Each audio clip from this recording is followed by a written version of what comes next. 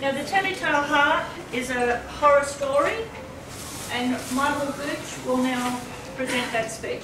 Thank you very much, Lorna. Michael, introducing Michael, please. Thank you. Yes, this story is called The Telltale Heart. It's by Edgar Allan Poe, which some of you may know was one of the best Gothic writers of America. And this is a story about paranoia. This is a story about a character that did himself in by trying to prove not his innocence but his sanity. And by trying to prove his sanity, ended up doing himself in because he couldn't go for the insanity plea. This is all about a story about a man that kills an older man and puts him under the floorboards. But I will only just read the first part of it. True, nervous, very, very dreadfully nervous I am and was. But why will you say that I am mad? The anxiety had made my senses a lot sharper. It hadn't dulled them, hadn't destroyed them. My sense of hearing was acute. And yet, there was something about the old man that I did not like. But just observe how calmly and how healthfully I tell you the whole story. It's impossible to say how the idea first entered into my brain, but when it did, it haunted me day and night. You see, he had never wronged me, but there was something about him that I didn't like. I think it was his eye. Yes, he had the eye of a vulture. It was an eye that had a sort of a layer over it. And every time it fell upon me, I got a sense of dread. And it was then that I decided to rid the old man, and thus the eye forever. And you see, at this point, you fancy me mad. But you see, madmen know nothing. But you should have seen me. You should have seen what caution that I had. With what foresight. I was never kinder to the old man a week before I did him in. Every night at about midnight, I turned the latch of the door and opened it, oh so gently. And then when I made an opening sufficient for my head, I put in a dark lantern, closed so that no light shone out. And then I thrust in my head. You would have laughed to see how cunningly I thrust it in. I moved it in slowly, very, very slowly, so that I might not disturb the old man's sleep.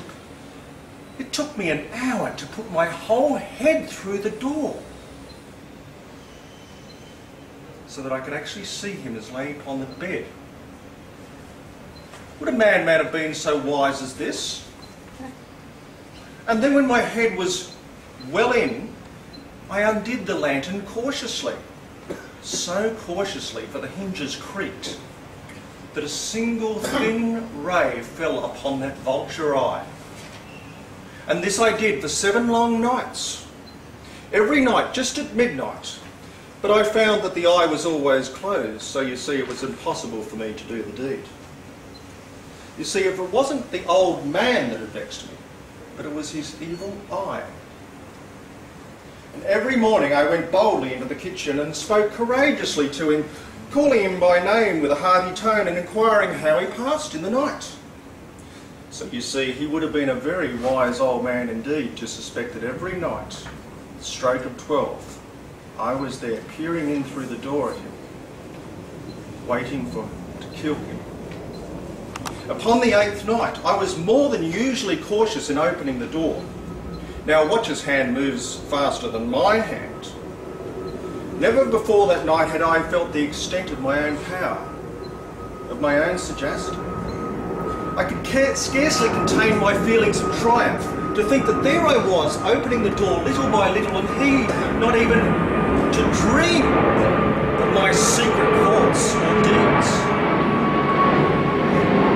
I fairly chuckled at the idea, and perhaps he heard me. It was so loud. for he moved on the bed suddenly as if startled. Now you may think that I drew back, but no. His room was as black as pitch, with a thick darkness, you see, for the shutters were closed for the fear of robbers. So I knew that he could not see the opening of the door. So I kept pushing it on, steadily, steadily. I had my head in, and I was about to open the lantern when my thumb slipped upon the tin fastening and the old man sprang up in bed, crying out, "Who's there?" I kept quite still and said nothing. For a whole hour I did not move. And in the meantime I did not hear him lie down. He was still sitting up in the bed, listening, just as I have done, night after night, hearkening to the death watches in the wall. That's as far as I'm going for the telltale heart. I'm just keeping you in suspense. But this is a story, as I say, about paranoia. In fact, if you get into the works of Edgar Allan Poe, you'll notice that that's what he mainly deals with, is paranoia. And eventually, of course, he's so proud of his own intelligence that he invites the police officers that were called when they heard the shriek to sit right on the spot of the floorboards where he had buried the old man. But of course it was the beating of his heart, or so he thought. So therefore I ask you, was it the acuteness of his senses of hearing, or was he just simply paranoid? I'll leave you with that thought. Thank you very much.